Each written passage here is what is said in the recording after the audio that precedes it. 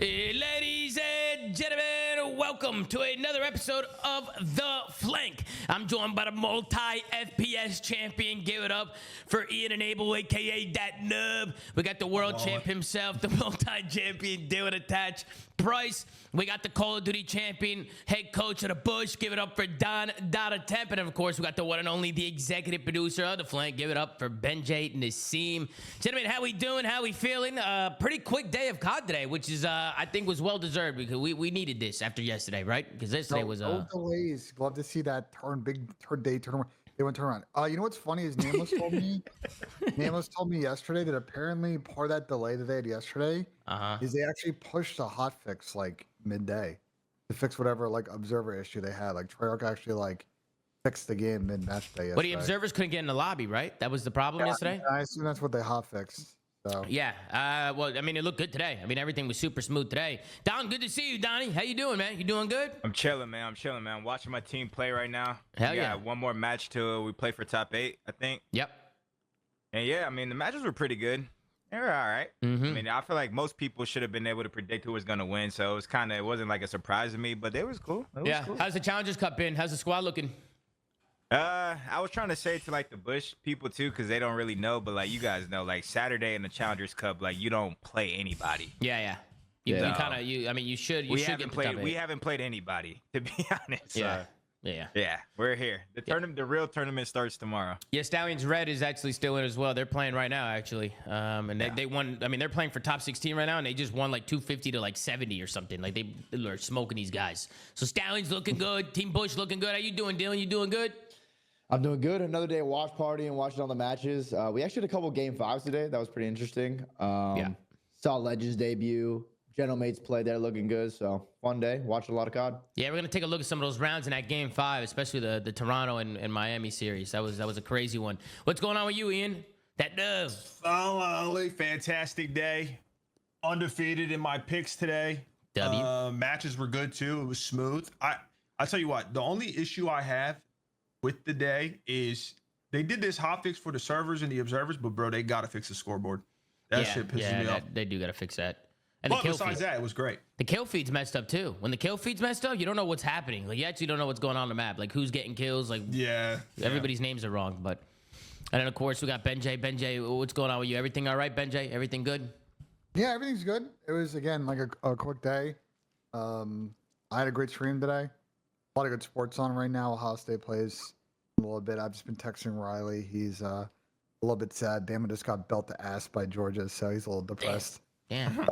It's rough. It was not the only belt to ass say. We'll talk about some of the series we saw today. But I'm excited for Sunday. I think we've got a pretty interesting. I think we've seen some players show out that I'm happy to see show out today, like Afro, people that should have been in the league last year and like are vindicated and are talking about them in the spring. So I'm excited to get into matches. Yeah, let's hop into it. Let's hop into the first match of the day. We won't waste any time. We got Toronto Koi going up against the Miami Heretics. This one goes all the way down to a map number 5 where Toronto were able to take it 250 to 85 to open up map 1. Toronto put these guys in the dirt. Then we go into Scar S&D. That was a round 11 where Miami were able to close it out.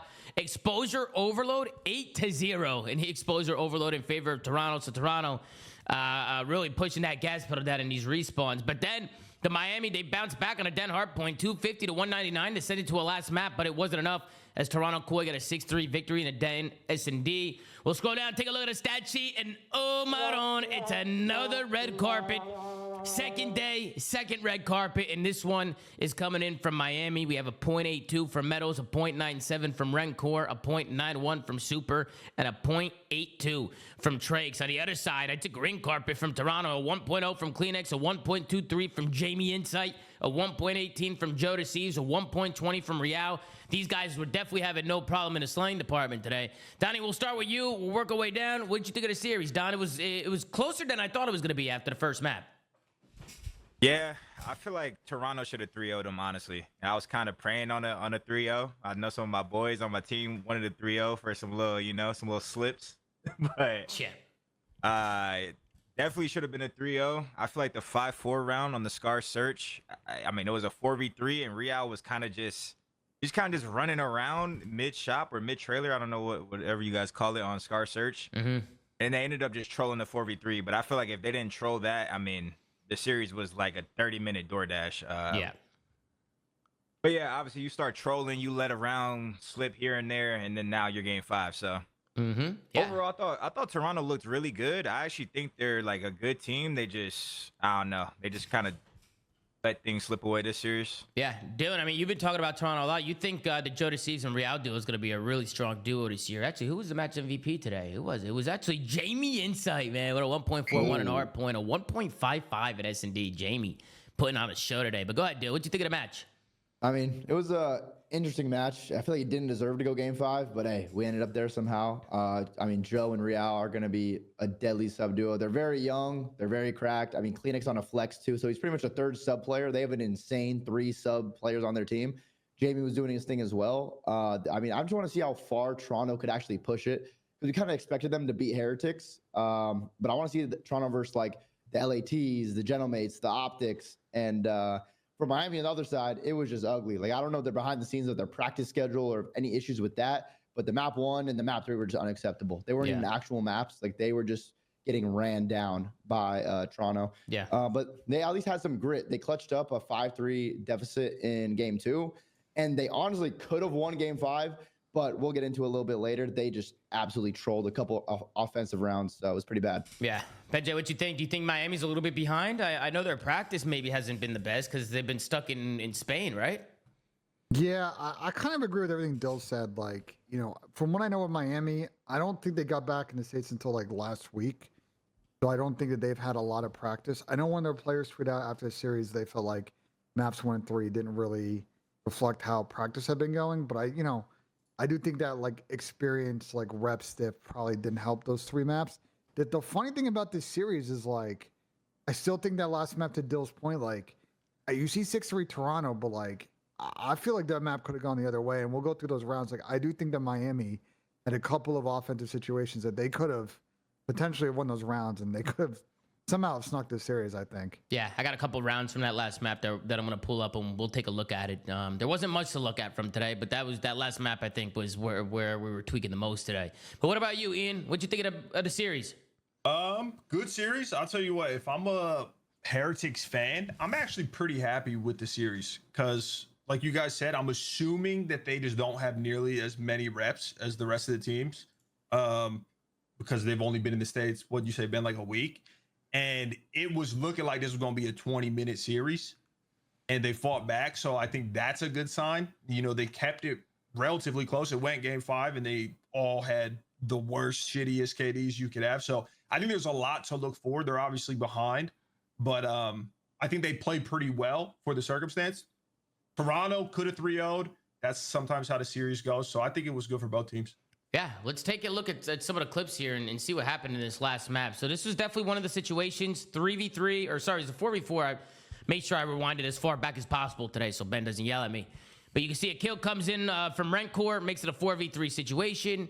Rencor, then he gets kind of stuck here, so he gets traded out quickly at 3v3. And this was like the questionable decision here. Miami runs through the site and tries pushing them out in their own spawn. And they kind of just run into crossfires and run into blenders. You can see it happen here. I mean, Trakes is still going. Even after they make it a 2v2 and they know they're all there, Super ends up finding himself in a 1v2 with about 18 seconds left on the clock. And because he's all by himself, Toronto, they're able to clutch this up. You can see one kill. I think Super right here thought that maybe somebody was on the bomb. He needed to check the bomb. So Joe DeCeves just catching him slipping. He was able to find one, but big pickup from Joe. Did you guys agree with the decision here from Miami to push through the base and run at them there? No. If you go back, Tom, like go back to when Rencor dies. Yeah. Right here. Pause it like right after Rencor dies. Yeah, I got you. That's when, if they're going to do it, you go. Because you know, guy's actually out of the play. But they like waited more time, let him get in the play even closer to help his teammates. Yeah. So either if you're going to make this play, which is still a shit play in my opinion, because you literally have bomb down and they're playing it like they need to retake the bomb site for some reason. By running into their base. So they should, if they're going to do it quicker or don't do it at all. Like they could have just backed up, played from the front window in the outer roof headies and probably won the round, but they tried to risk it and it just didn't work. And that's what happens when you hesitate. So I think the problem is that I agree with you. The problem is that room in the spawn. Like, go back and look at what Jamie did. There's so much, like, pillars and physical objects for you to finesse and like stay alive in that situation. You know what I'm saying? Like, Yeah. even if they had gone quicker, like Jamie can finesse for another 5-7 seconds around the rock, around the pillar, and then the guy in the middle is in the play, and this still doesn't work at that point. Yeah, I also thought it was a little weird that after the fact, when Super he makes a good play, like he's able to find one, but right here, I'm surprised he didn't go around because of where the bomb was planted.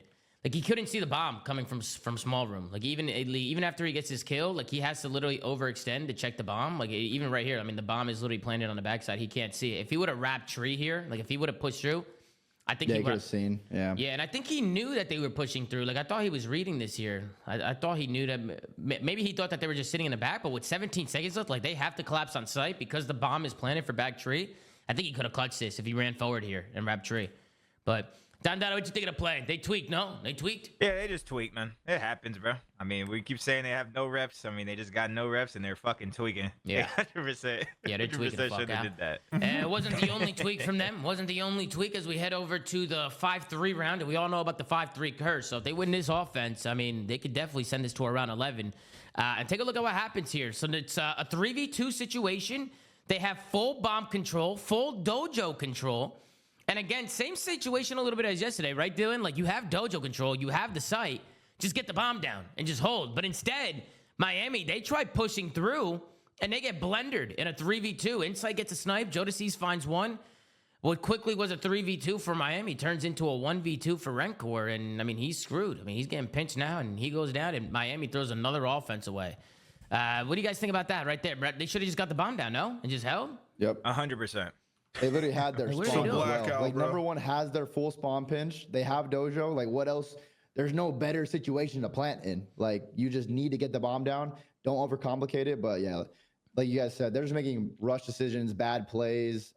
They were not reading the map well at all, and it cost them. Are And they they gotta be blacking out? keeping track of insight too, right? Having a sniper all these rounds, like, I feel like making the sniper actually have to do something like is way better too, no? Yeah, I mean, Making up to retaking come with a break through sniper is setup, hard. Like, they have to be keeping track of that, especially with the little fugazi ass rules we're using. Like, you only have 2 lives. Like, they have to know this guy is still sniping all these, like, both the rounds they trolled. Yeah, it's true. You with the Like, that makes no sense. Make the sniper have to fucking fly at you with a pistol and bait for his team.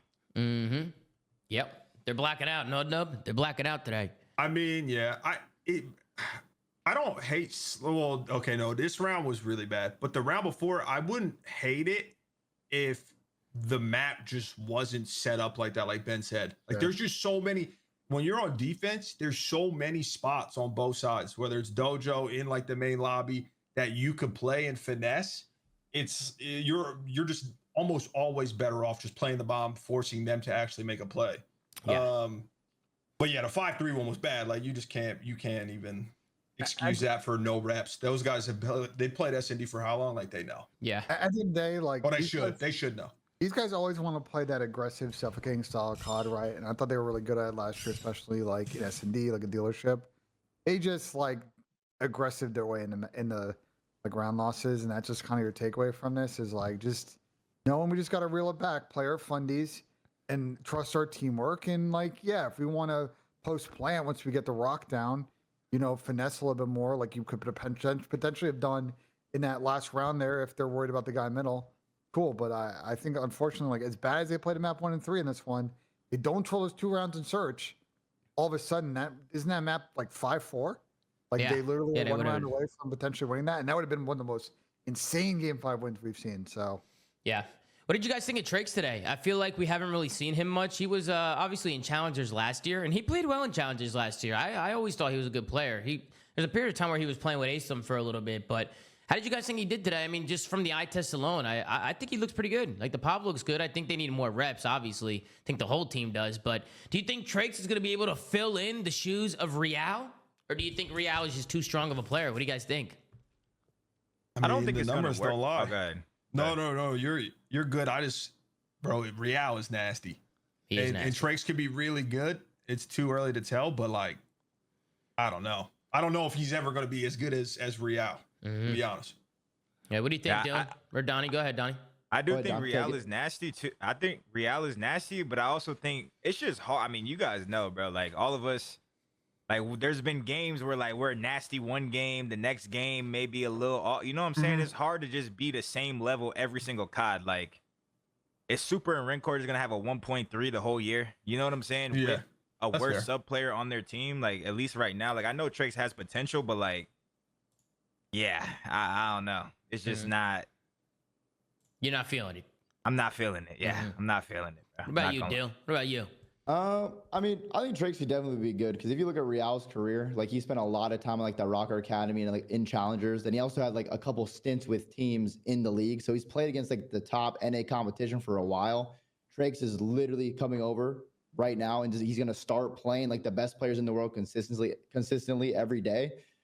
This series is hard to tell. I'm actually surprised the lowest kitty's only a 0.8 because after the first map 1 and 3, I thought they were gonna have some 0.6s, some 0.7s, but I think Trakes could do his thing. I'll give him a couple more, like to like major 2.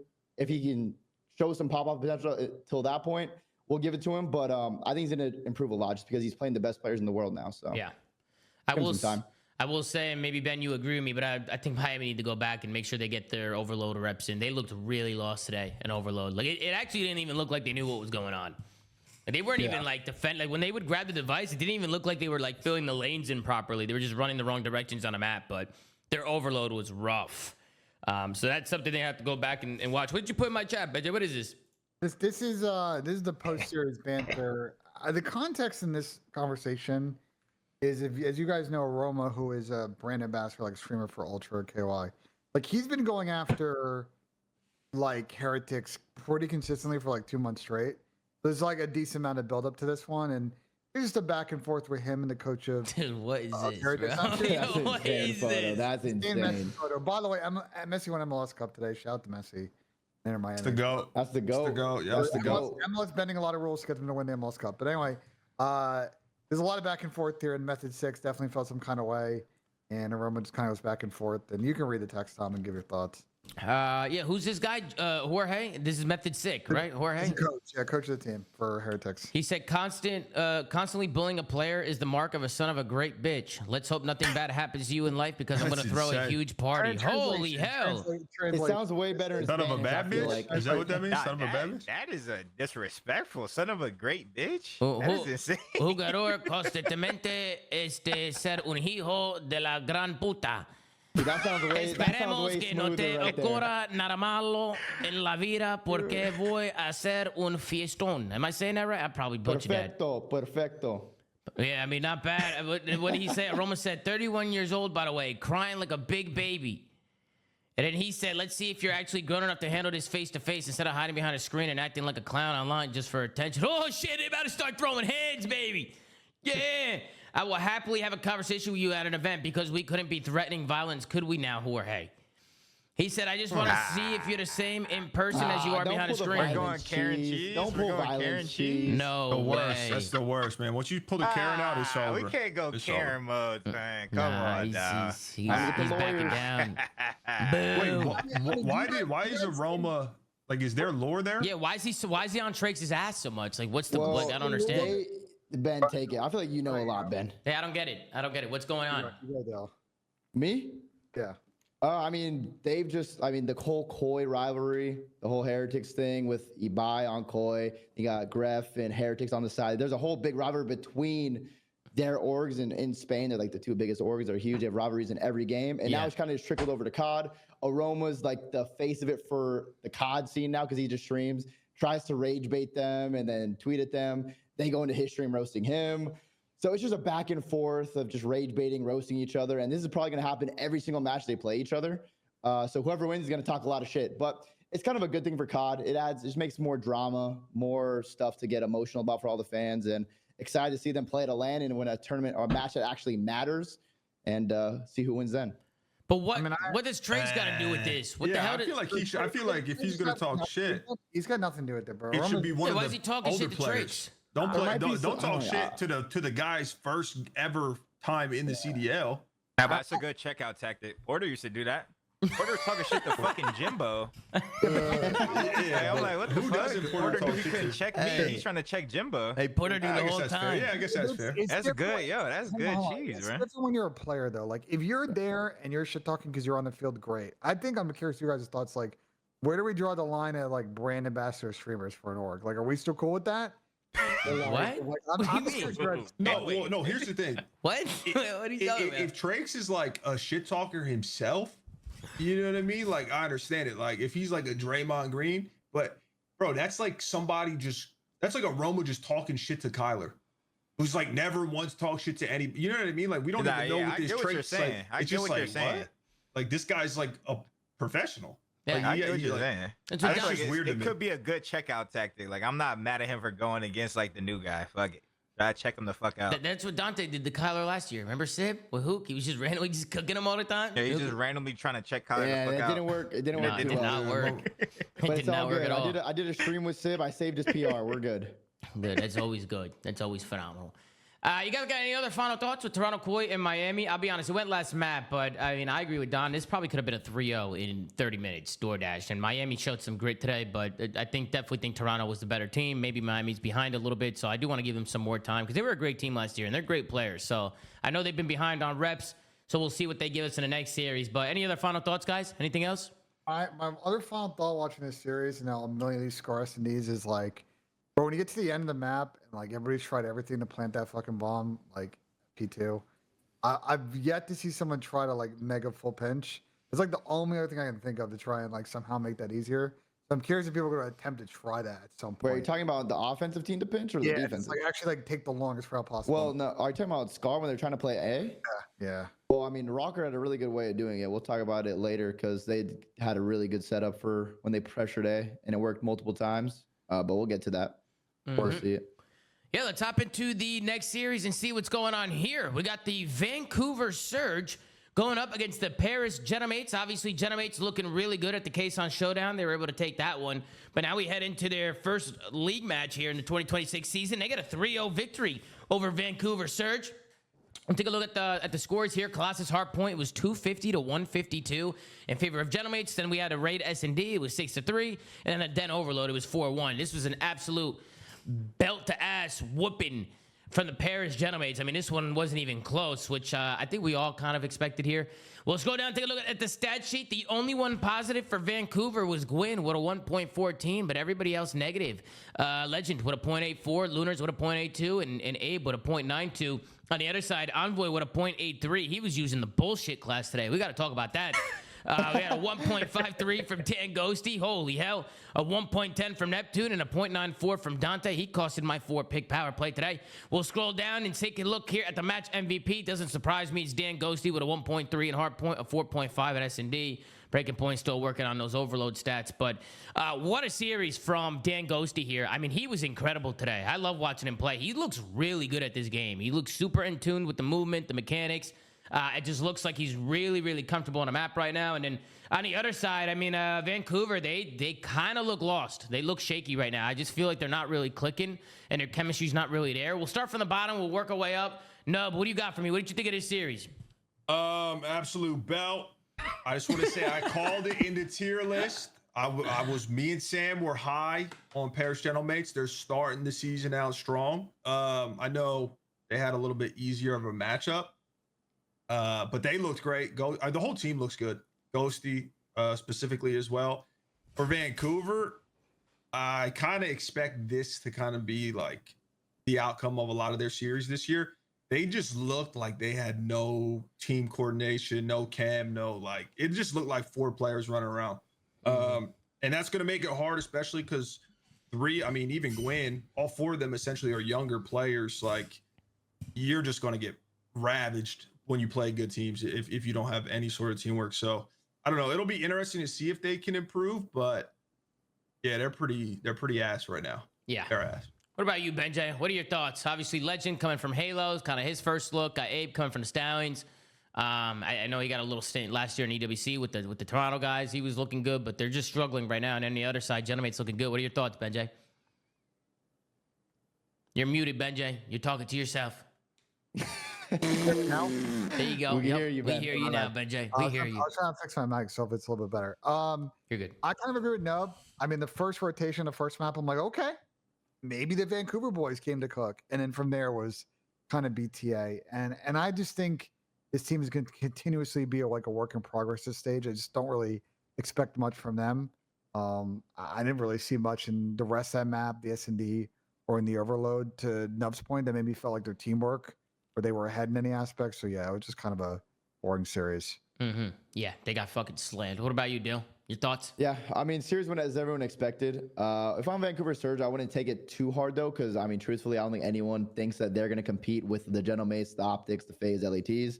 But their biggest test will be like the mid-pack teams and the lower tier teams. Like if they can actually beat them and make some kind of run towards champs or some top placings at majors and sneak out like a top 6 or something, it'd be good. I mean, there we'll see some clips probably, but there were just some clips where they were getting absolutely gunned by Neptune, by Sib, and it was bad. Levels. But yeah, they just gotta really like figure out the way they want to play the game. They don't have anyone that's been in the league for longer than like, oh, Gwyn is their vet, and he's been in the league for like 3 seasons now. The others are all rookies pretty much. So they got to find their own way to play and how they want to do this, because like they don't really know like the fundamentals of COD. So if I'm them, I'm going fucking rogue. I'm just banging shit out, hitting every hill, running it down. Like I'm gonna try to find my own team's way to play, because they don't know how to play fundamental COD. So don't even try to make that your thing. Just get cracked and try to shit on people. Mm-hmm. Donnie, you don't look too happy. What's going on, Donnie? Nah, I just feel like Dill was just being so like Dill just said get cracked. That's basically the chalk it. Yo, let's just run shit down, bro. Like, Let's not even y'all be honest. don't put me in the toxic role, Just run bro. that shit, bro. Y'all keep putting me in the toxic corner, bro. These guys are fucking terrible. Like, bro, we have to be like, we have to blame them and point fingers, because we knew they were. It's not like them losing this match made us think they were terrible. We thought they were terrible when they made the team. Mm-hmm. That's Yeah, true. my So bad, what the Vancouver we Surge can't in the just give chat. motherfuckers They're a about to be pass. crying Who's in their Oh the GM? yeah, chat. get Who's their cracked, GM? get cracked, try to shit on people, and maybe get a top 6. Nigga, leave me in the league at that point. I would get cracked and try to kill Horde and get a top 6. That's what I did.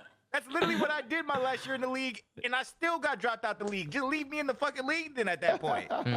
What the get cracked and try to shit on people? These guys are fucking awful. They're not getting cracked on nobody.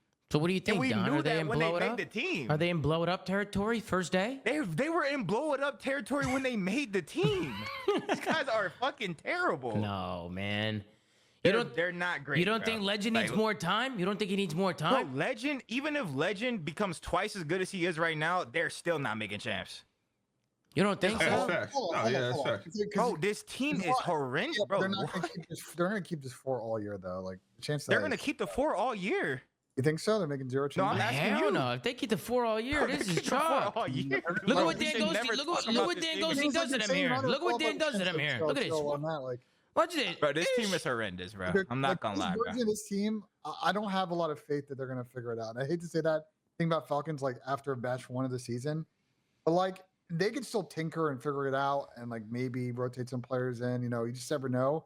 But again, to Nub's point, like earlier in the show, I just didn't see anything today that really made me feel like, from a learning standpoint with the title and their teamwork, that they're like on a good enough level to do anything in an actual land at the moment.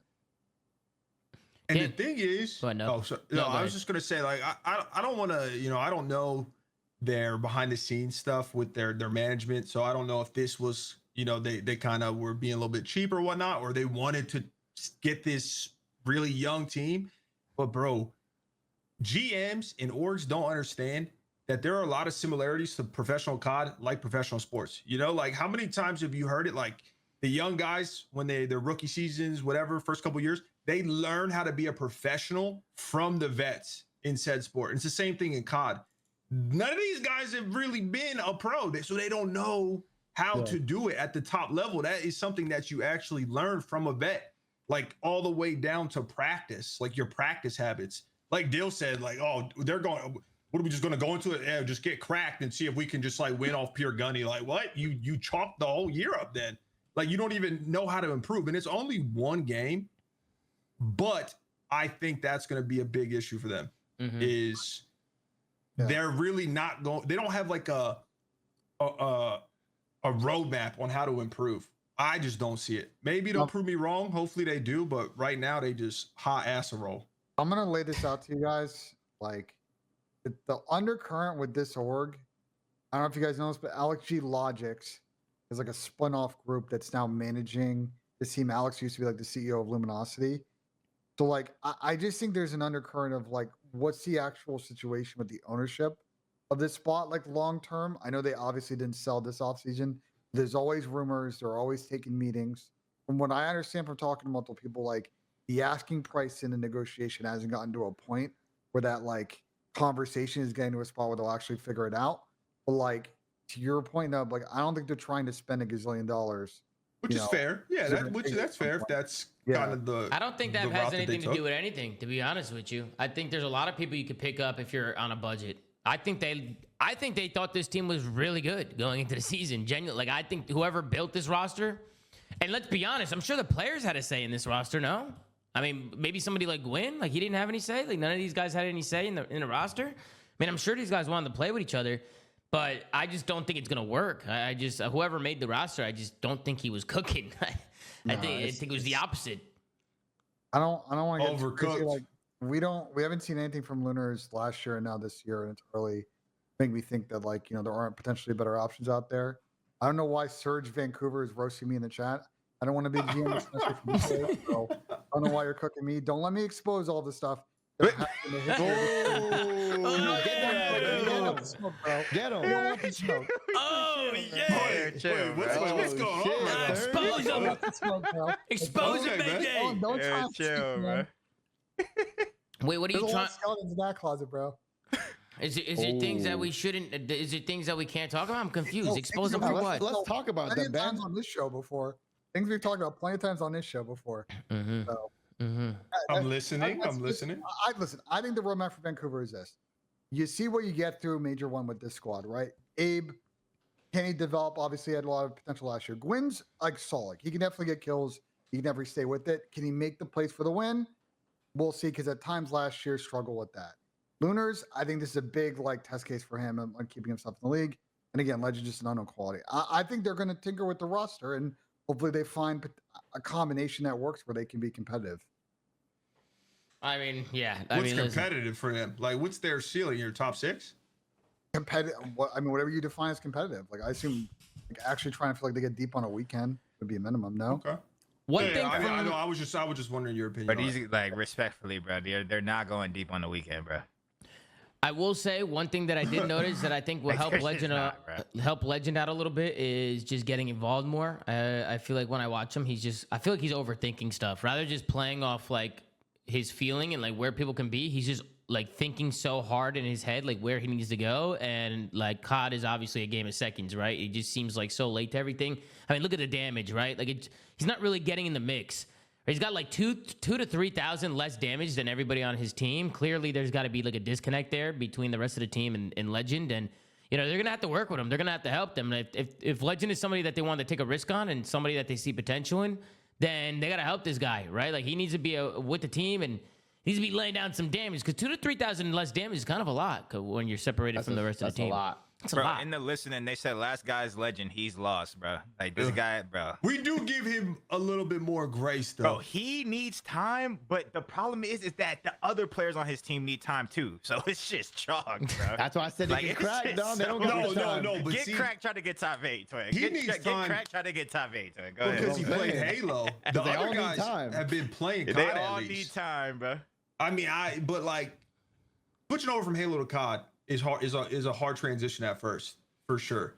But like these other guys, they haven't been in the league like the CDL that long, but they've still been playing COD. Like so, they have a way tighter leash than Legend. Like he's the least I'm worried about on the team. Yeah, bro. What I'm saying is like he could have been like it would have been so much better if he was like the optic sub playing on the Huntsman and Challengers. Yeah, 100%. And Or then he was playing with vets. Became elite, and then Hex let him go to another team. Like this guy got on this team straight off of his gamer tag, and they're literally they're literally all amateurs. They're all fucking AMs. This is an AM team in the league. Like this team would lose to multiple challengers teams 100%. What about Gwyn though? You think Gwyn is good, but he just gets like I'm not saying Gwyn's bad. Gwyn you can get top 3, top 4 with if you have good players around it, but he just literally was 99 overall stats-wise today, and they got 3-0'd. Not a single map was close. Besides the first rotation. We gave him kudos points because the first row was close. Why the fuck is Vancouver cooking me in the chat? The fuck did I say? I'm trying to think else. Said Legend got a ring, Big Nose doesn't. The facts are in plain What the sight. hell? Yeah, know what else the facts are? This is Call of Duty and not Halo. So you're watching a different fucking game, Vancouver. So you better lock in, because this team's about to blow it the fuck up here in about 2 weeks. Go ahead, BJ. Taking Charles, losing and looking at the scoreboard, Tom. That's what's going on here. Huh? What'd you say? Taking Charles, losing them, and looking at the scoreboard. Yeah, I mean, let's just talk about the other side. Gentlemates, they look really good. I mean, I know they're playing Vancouver, but they look good. I mean, they look good at the K-Sun Showdown. They look good here today. Well, I don't know why Dylan Envoy was using the Razor today, and he put it away after he's getting shit on, and then he brought it back out. It's like, okay, well, maybe on certain hills, but he was running it for like a lot of the map. I mean, what was going on there? He didn't respect him. That's why. Bro, He's he fucking would around. never use that shit versus even like let's just pick Boston. He would never pull that shit out versus Boston. He's like, I'm playing Legend. Let me try something out. Let me lock in. That's literally what he did. Oh, yo, before the first map, he's like, guys, don't look. I'm not Yeah, don't trolling. get Let me checked just out, see. yo. Let me just see if this. You know what I mean? He's Yeah, 5 and look at the 15. fuck Ah, I'm yeah, this shit playing, is man. ass. This shit is What ass. the hell, baby? Yeah. What'd you think now? What do you think of the Gentlemates? You I think they mean, look good? look, man, I'm like one of their biggest fans. Once again, I was getting slandered when I said I thought they were going to be elite this year. Now, still early on, but bro, their team makeup is exactly what I would do if I was a GM. Like, I think it makes sense from top to bottom. They have a good mix of players. They have a lot of skill. All their roles make sense. Like, it just comes down to their personalities and how they can handle any sort of adversity. That's the only thing that I'm really worried about. But I think they look promising so far. And I think they're going to be like a top 3 team this year, unless shit goes sideways and then they just all get toxic on each other, which is possible. That could definitely happen. I feel like with the personalities on the team, I think that was like a concern of mine. Is just, if things aren't going well, do they collapse and do they crumble? But things are going well. So, I mean, I'm sure the camp is happy, right? I'm sure they're loving it right now. But anybody got anything else to say on the Gentlemates? Dill, Ben, you got anything you want to say? I mean, they just look like a top 2 team right now. The only team that can beat Optic and give Optic a run for their money. Them and Optic are just like ahead of everyone else at the moment. So let's see if they can both like keep that up. Like, how far ahead and how long can they keep ahead of like the LAT, the FaZes, all those other top teams? Yeah. Great. Hey, anybody else? Anybody else got anything to say? Or are you guys ready to move on here? Because this was another ass whooping. Yeah, ready to move on. Yeah, I mean, even the chat. I mean, even Vancouver's telling us to move on to the chat. So I think it's time to move on to the last series of the day, and then we'll take a look at the matches tomorrow because we got some bangers coming up tomorrow. I'm excited to take a look at that and give our predictions. But let's head over to the last series. We got G2 Minnesota going up against Cloud9 New York, and this one ended up being a 3-2 victory for G2. We start things off at a Colossus Heart point. It was 250 to 221 in favor of Cloud9. So Cloud9 coming out hot. And then we got into the Colossus S&D. G2 with a big bounce back, 6-2 in that one. We go into a Den overload where G2 wins 4-1. Back over to a Scar Heart point. Cloud9 again, 250 to 225. Push it to a map 5. And then to complete the Neslo, we got a Scar S&D. G2 take it out 1-6-3. So 2 S&Ds and an overload win for G2 here against Cloud9 New York. We'll scroll down, take a look at our stat sheet. We got a 1.22 from Estriel, a 1.09 from Krep, the sub duo from G2 going crazy. And you got a 0.95 from Mamba and a 0.83 from Caesar Skies Bueno. On the other side, you had Afro with a 1.10, Beans with a 0.9, Mac with a 1.01, and Reese Vivid with a 0.9, who struggled actually a little bit in that last map with an 0-7 there. But if I had to pick a match MVP, it'd probably be who? Estriel? Probably Estriel. Estriel Kremp. It'll they probably were be both one of Tom, those. the subs might be OP. Look at the stats and look who runs a sub and look who runs an AR, Tom. Yeah, I don't know. It might be a skill diff though. Sub might be OP. Maybe. I mean, maybe you might be right, Dylan. Is the sub Now, OP? Mama did his thing. No, Mama Tom, did his hold thing. the line. The fuck? What do you don't fall for Dylan's AR propaganda? I don't give a fuck you're anymore. playing, I bro. don't care. I could I'm a care sub less. player. I don't care. I'm just calling it how it is. Yeah, I could care less, man. I mean, I think it's just depending on like the maps, the hills. I feel like the game's balanced right now. To be honest with you, I actually like the way the game feels right now. I feel like the sub's good in certain positions. The AR is good in certain positions. In certain maps, in certain hills, you might have 3 ARs out on some hills. You might have 3 subs out on some hills, right? Everybody's got to be able to do everything, and that's what I've been telling the Stallions. And a lot of these teams, man. What, Donnie? What? That's true, no? It's true. You know what I mean? I mean, everybody's got to be able to do everything, bro. If they can't pull out an AR, like, bro, we tried to pick up this one guy. His name's Jameer, and he goes, "No, I refuse to run an AR at all. Like, I'll be running a sub the whole time." And I'm like, "Well, we already have like so many sub players." Insane. I'm like, "Bro, somebody's gonna have to be able to switch when we need to switch." I was like, "You're gonna have to go play for somebody else then, man, because you know we need to be able to switch guns in here." But we'll start with you, Don Dada. We'll work our way down. G2, they get the Neslo over Cloud9. What you think of the series, Don? This series was actually surprisingly good because I haven't been high on C9, but they did win 2 HPs, so that's kind of typical. But on the other end, I think Rocker should have won the first one. I don't know what happened. It was like they just literally just stopped getting kills, and then C9 got all momentum. So, I mean, if Rocker just went a hard point, I mean, they looked pretty dominant this series in the searches and the overload. So yeah, but I was impressed with C9. They actually fought. I mean, Reese did struggle a little bit in the S&Ds, but I don't know. I don't know what they placed at that one online tournament. I think they played pretty decent, but overall, I'm not that high on the C9 team, but they still fought today. They still fought. Yeah, Reese actually 0-8 in that map 5 there, and 3-7 in the second map. We're really struggling here in the searches, like Donnie said. What about you, Dylan? What are your thoughts? I mean, yeah, this is gonna be a lot of the Minnesota series. I think as the year goes on, like they have a really good sub duo, but they're gonna struggle to find consistency in those hard points versus top teams. But their S&D is gonna be lights out. They have Kremp, they have Skies, Estriel, Mob, all great S&D players. And I really like some of the strategies. Like Kremp was going crazy to close it out in the game 5. We'll talk about some of their strats later. But like I said, the respawns might be a little iffy throughout the year for both of these teams. I think Cloud9 will be good at respawn sometimes shit. And their S&D probably won't be too good this year. So this match was actually just a 50-50 coin flip. It could have went either way. And Cloud9 or G2 just clutched up in the S&Ds. Yeah. What about you, Benjay? What are your thoughts? I kind of agree with some of the thoughts here. I thought Justice had a really good game, Estriel, which you kind of love to see. I think when we think about the win conditions for G2 going forward, I think that sub duo matching a lot of teams is great. I kind of agree with the sentiment. Like I thought Reese fortunately struggled in the searches, and then maybe that could have been the difference in this one. But I think there's enough to take away for both teams that like this is a good starting point for both squads. I agree with Don. Like I don't know if C9 is a team I'm looking at and they're like, yeah, top 6 consistently. Well, I think this is a fun battle, and I think there's like definitely a decent ceiling for both squads theoretically. Yeah. What about you, Nub? I mean, I agree with kind of what everyone else is saying. I do like Minnesota's sub duo. I'm a little worried though about the other two, just like not individually, but I feel like the pacing is going to be a little weird. And hopefully they can maybe figure it out. Because if they're trying to actually like compete, you know what I mean? Like potentially be a contender. And I mean, realistically, it's the same thing for Cloud9. I think Afro is going to be good, and I just worried about their pacing. Like these teams just look kind of mid on paper. I do think that both their ceilings are relatively high. I mean, this was a toss-up, 50-50. But I need to see more from both of them, because I need to see like these teams play a top team right now and kind of see how they compete. Yeah, like kind of compare them, right? Like see how they compare. Because they both look solid, but I don't know if this was just battle of the mid. And that's why they both look solid. Yeah.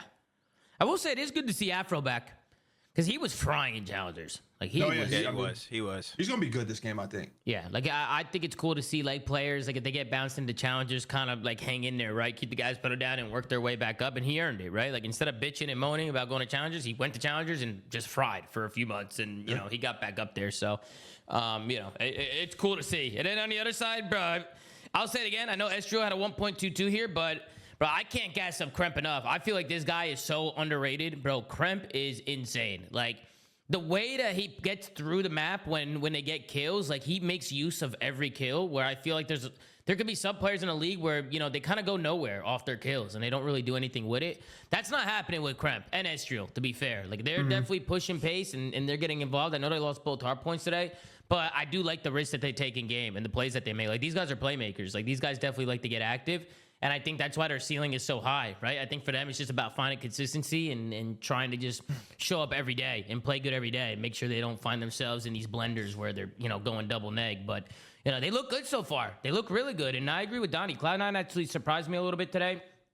I wasn't sure how they were going to match up, but this was a tough series. I kind of expected this to go to a map 5, to be honest with you, because I didn't know what was going to go on here. But it was a good one. It was a good series for sure. You guys got anything else that you want to say? Want to take a look at in the series? That no deal. You wanted to take a look at some clips? There's that one strat that Rocker has on Scar offense. You can pull up. They did it a couple times. I noticed it in the middle of the game. Sorry, Rocker, if I'm going to expose some of your strats, but it's a really good strat, so we got to call it out. But they would pretty much. I'll wait for you to pull it up. Yeah, I mean, I'm just pulling up. I'll pull it up, and you can tell me wherever you want to go. This is just go I think it's the final round. They even did it too. They had an offense. Oh yeah, we can go to the last round. I'm down for that. Take a look there and see what's going on. I did have a lot of internet problems today, so clips for me were kind of tough because my internet kept spiking. So tomorrow I will not be live from here tomorrow. Which isn't it weird that when I'm on the flank, it's not going down, which is weird. I will probably be live from the 100 Thieves compound tomorrow. I'm probably gonna go somewhere else tomorrow until we get this fixed, but. Let's go down to the last round here and see what Dylan Attach is talking about here. So the 3-5 round, this round, or you want me to go to the next one? Round. No, this one's perfect. I mean, they did it a couple times, and Kremp was able to get first bloods. How is nobody reading this, the round before, the round prior, that offense. I don't know how people aren't reading that laydown strat. The crawl, Afro literally did it as well, and then he got first blooded by it. But this is the strat I was talking about because he did it a couple times, and Kremp got first bloods. Like they would put pressure on the A bomb site, make people tweak and back up. Kremp would show presence in yellow, then get to the mid tank and wide swing while they have like Mamba looking his right, looking over him. He'd wide swing and get bloods of people backing up from the red steps and the RV trailer. It's a good little play. They got a couple bloods with it, and I feel like this is like a really good way to get the kills when they back down at A. So I think teams are going to start doing this a lot. Yeah. And other teams need to be cautious of this because we've seen teams that kind of bunch up at A sometimes just try to get it down, and it wasn't working. So this is a different look at that. Yeah, I agree. I feel like a lot of people do on defense, like to play around that semi, because you can't just give up the A plan, right? Like a lot of people show presence there. That B bomb site just isn't used. They might want to think about moving that because I feel like nobody's really going to that site. The only time you see people going there is maybe like 1v2s, 2v2s, late round situations. They end up on that site. But I mean, off the rip, nobody's really playing for B, which I don't know. I think it's a little weird because when I was playing in the tournaments and the wagers, you can get pushed up onto that plane pretty quick on the beginning of these rounds. Like you can hit it quick. If you have a lightweight sub and you hit enter, you can get pushed up, especially if somebody's looking over you. If they stun you, Tom, if they throw attack, it can get sketchy. Yeah, you can. If you get hit by attacks, it can definitely get sketchy. But I don't know. I thought we'd see more risk, like people taking more risk and trying to get active more. But yeah, I agree, Dill, right? I feel like on the offenses, people got to take their time mid and try and work these guys semi by this truck over here, by this catwalk, because that's all people do. They stack there, right? They always have two by the catwalk stairs. They got one top green, and then they'll have a guy lurking like plane side, making sure nobody like pushes through. It's kind of like the same default setup we've seen from a lot of these teams. But it was a good strat. Anything else you want to take a look at, Dylan? No, that's it. I mean, Kremp closed it out here, made the most obvious play in the books, and it worked again. At some point, people are going to start wall banging or at least stunning that spot because everyone has been doing it. Yeah. I was about to say, Dill, like saving a stun or just knowing the wall bang time, if they like slide, are going to be the way they counter this. You know what I'm saying? Yeah, like Afro just played like it didn't. He's wall banging, he's shooting, standing out in the open. No one's even peeking, no nothing. Like, you got to know that's going to happen. Yeah, and he's not the only one doing that, right? Everybody's doing that. Like, so many people are doing that strat. You got to think that some stuns are going to start flying over. People are going to start pre-firing the wall bangs and try and get the job done. And you see Reese Vivid just having a rough go here. Just can't win a fight. He couldn't get a kill in this last map. He just couldn't get one. So it happens. Yeah, we've all been there. We've been there before. You know what I mean? But yeah, any other final thoughts here with G2 and Cloud9? I think I agree with Ian that we definitely need to see some of these teams more and see what they bring to the table, especially comparing them against some of the top teams. But any other final thoughts on G2 and Cloud9? Well, we'll see G2 play Optic tomorrow. I think that'll be a really interesting test potentially. Yeah, we're actually going to take a look here at some of the matches. What do we got? LA Thieves, Falcons. We got FaZe, Vegas, and Gentlemates. And then we got G2 and Optic. Here, I'll pull it up for you guys right now. The buffers are coming in, but we're here. We got LA Thieves going up against Rhea the Falcons. We got FaZe going up against Gentlemates, and then we got G2 going up against my Optic. God. So tomorrow is gonna be a day. Bangers. Yeah, it's gonna be a good one. I can't wait to get into it. Let's start with the first series of the day. We got LA Thieves versus the Rhea the Falcons. I got a 3-0 LA Thieves smackdown. I don't see the Falcons taking this one. Who do you got, Donnie? I got Thieves 3-1. Give him a map. You give him a map. You giving him a map, Give him a Donnie? map. Because Falcons didn't get a map versus Optic. So, like, give him, you can't go out first week and not one map. Double 3-0. Like, you got to fight for Yes, that you map. can. When you sell your soul like MC for that bread, yes, you can. Yes, you can. They can fight for a map, a little map. We'll see. Maybe a search or something. Yeah, a little map. Maybe an overload. Maybe a little overload or something. Yeah, a little something. What about you, Dill? What do you got? I mean, yeah, it's probably going to be a 3-0. I was thinking about giving them a map, but their best chance would probably be search if they just don't troll like they did the last match. But I think LA Thieves is just going to slam them in respawns. What about you, Benjay? What do you got? I got Thieves 3-1, and I got Falcons taking map 2. All right, that no. Yeah, that's my duo right there. Falcons getting belted ass like some badass little kids. 3-0. All right. 3-0. Now, why don't you take the FaZe Vegas and Gentlemates as well? Who do you got? This one, I'll tell you what, this obviously is going to be the best series of the day. At least I'm hoping. Two really good teams. I'm hoping we see FaZe perform a little bit better. Simp looked great in the first series versus LAT. I hope his boys can step up and not black out like they did versus LAT. Because I They want to threw it see. away. No, they threw the maps away. Well, they got outmatched. They did get outmatched by LAT as well. You know what I mean? Across the board, a BZ always was the number one in my eyes. But I hope this goes the distance. I hope we get a good series and it's not a 3-0 either way. Yeah. What about you, Benjay? Who do you got? FaZe Vegas or Gentlemates? I have FaZe Vegas last map. I think this one could get interesting. FaZe just got to extend the series, and I think with the S&D prowess, they can find a way to get the upset here. Okay. Dylan, who do you got? I think I got Gentlemates 3-1. FaZe, the times in the maps where they've had advantages, they just throw it away. So I don't know what's up with them and closing games out. Someone else got to step it up. Simp went absolutely crazy. Everyone else shit the sheets versus LAT the other day. So we need to see someone on FaZe step up and help Simp. But for now, Gentlemates 3-1. Don Dada, what do you got?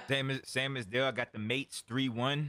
I feel like Mates are just elite right now, and FaZe is actually not that good. I don't know what's going on with them, but My bad, Tom. I do think What? I do think FaZe will get better at some point. But I just feel like right now, they're just not hitting. They're not shooting.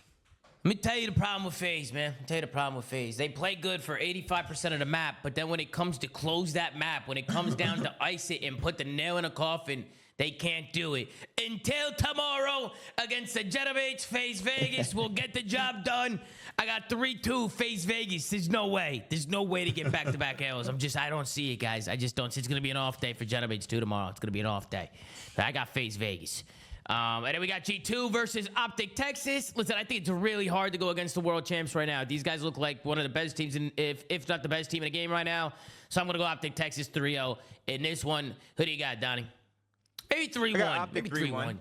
Yeah, I got Optic 3-1. I feel like G2 is actually gross at search. I mean, Caesar, players like Caesar and even Insight, I feel like they're so much more valuable in S&D in this game because of the snipe. And I was loving how Caesar was working that Scar S&D with the snipe. So maybe they get a little Scar S&D, Caesar snipe.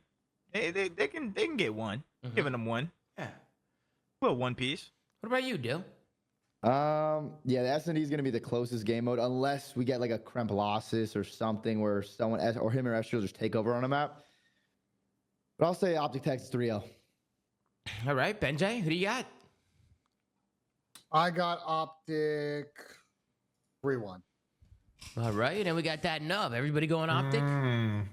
As much as I want to see G2 compete, they're just outmatched across the board. I think it's actually not too bad in the SMG department, that sort of role. I really like, Estriel and Kremp, but Mercury's dashy versus Mamba and Skies, that's just a mismatch. It's 3-0 Optic. Yeah. Not even close. 3-0 Optic, huh? 3-0 Optic. Well, everybody's got Optic here. This one, tomorrow's matches are bangers, so I'm excited to get into it. And then we'll obviously be back with another episode of The Flank. We actually got the Stallions down 0-1 right now for top 8 in the Challengers Cup. They're playing Awakening, Yuli, Too Real, and who's the last one? Awakening, Yuli, Too Real, and Geo. So a good team here. 2 former pros from last year that the Stallions are going up against. So they got to clutch up for this one. But Benjay, it's time. Why don't you sync us out with a little part here? Because yesterday it was atrocious from you, Benjay. Atrocious. I mean, come on. You missed 2 in a row. It's unacceptable. What do you guys think? You think his old age is starting to get to him now? You think he's having a hard time? He's finna hit. He's finna hit. So. I think he's hitting. It's the arthritis, Tom. He's shitting his britches right here. He's hitting, bro. Nah, he's got it. He's Bro, it's because he doesn't have socks on. He usually has socks on when he hits it. He's not know good them at always without got a socks. smell, by the way. I think he usually gets the stinky slippies on with no socks. Bro, you got no doing. socks in the Uggs? what That he be shit smells doing. like horseradish. Oh, no, that apartment would be killer. Ladies That and is gentlemen, insane. Benjay Nassim stepping up to the green as he lines it up. He's got his stinky slippers on, no socks, and he misses it yet again. He is 0 for 2 to start the 2026 CDL season. You gotta be shitting me. You gotta be shitting me, man. Oh, man. And he's going for it again. This one doesn't count. He missed it again. Sit down. Sit down. He missed it again. Yesterday he made it in oh no. Oh, man, Benjay. He just threw that shit on the floor. Oh, Benjay. Oh, man. Put some fucking socks on, Ben. You're smelling your shit. Fucking That's why hell. you can't log in, twin. Benjay, what happened, Ben? What happened? I smashed the putt, bro. I just smashed that shit. Ah, man, looking like Vancouver Surge out there, but that's going to do it for us, guys. Make sure to like, comment, and subscribe. If you're watching on YouTube, go to anchor.fm/theflank. Check out audio sites that we're on. Go follow at The Flank on X. Gersh doing a phenomenal job running socials per usual. Of course, make sure to check out ZooMaa.gg for the merch. And that's going to do it for us, man. Take care, brush your hair, and we'll see you guys tomorrow for another episode of The Flank, man. Take it easy. Ciao, ciao. Slowly.